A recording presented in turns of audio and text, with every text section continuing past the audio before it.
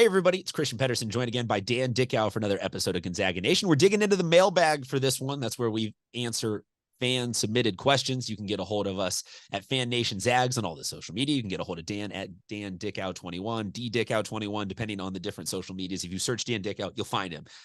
Thankfully, he's not being impersonated by a ton of people yet. Let's go into the mailbag, Dan. The first one we got is with Chet Holmgren coming back and playing well in the Summer League. People want to know, what do you think is his NBA ceiling? Like, can this guy be an all-star? Can this guy be an MVP? What are we talking about here? I think he could definitely be an all-star. And because he can do so many different things, he's not going to be that guy that I don't think he's going to be a 25 point per game guy in the NBA. I just think he's going to be, an impactful guy across the board. It could be where, he might be a 22 point, 12 rebound, 3 block, 5 assist kind of guy. Like, who wouldn't want that on their team? And how wouldn't that put you in conversation to be a all-star? After seeing him in Summer League for a couple games now, where we'll watch extended stretches on TV as opposed to just some clips, you see how he adjusts to the defense, and you see how he's able to impact the game defensively. You're just seeing a total a complete basketball player. Something you saw at the college level at Gonzaga, but now you're seeing it in Summer League. Now, obviously, you got to do it in the NBA, and then you got to do that consistently to be an all-star. But I definitely see the makings of a good chance to be an all-star for sure. I really like what I've seen from him so far in NBA Summer League. All right, Dan, this next one might be my favorite question, bar none, that has ever been asked on a mailbag episode on this show. Comes in from our Facebook page. Someone wants to know, if you were in a 3-on-3 tournament of all just made up, comprised entirely of Gonzaga alumni, you're all playing at your peaks, who are you taking as your team of 3? Jeez. Wow, you're going to get me in trouble with that question because there's so many different directions you can go. I mean, you could go versatility and shooter to pair with me. You can go three is a small. This person didn't ask for any bench. Yeah, I mean, I'm just throwing this out there so I don't get killed by people that listen to this. You could go give me defenders with size. You could go just straight size.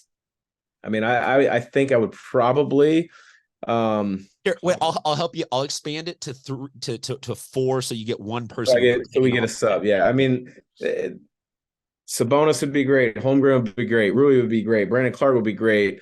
Richie Fromm would be great. Casey Calvary, Ronnie Turioff. I mean, they're on this list, though. They're not making the team. Blake Stepp. There's so many directions I could go. But I think if I had to be pinned down for a 3-on-3, I'm going to go Chet because he's versatile and he can block shots, switch defensively. I'm going to go Domantas Sabonis because he's going to be able to, hammer the glass. He's going to be that low post presence, but then he's terrific in dribble handoff situations, which I think are important in 3-on-3. And then I think you got to go with a shooter with size. So then I'm looking at, do you go with a Corey Kispert or Richie Fromm? Do you go with a Blake Stepp who could also handle it and make plays a little bit? I think I got to go back and throw one OG original guy, former Zag from way back. I think I'd have to go Richie Fromm on that one. There you go. A comment section in social media. I really look forward to everybody below. But it'd be hard to go against Rui. It'd be hard to go against Brandon Clark in those situations too. So wherever you guys are at, wherever you're this, drop a list of who you would want as your 3 that you think might win all of this. I think most notably, you've left off the 2 other Gonzaga alumni that work on the show, Sacre and Morrison. But hey, there's a reason for it. Like, listen, you're playing 3-on-3. I guarantee you this, no one's going to pick me because of my defense. And that's kind of the same deal with Mo. Like, you can only have one of those guys.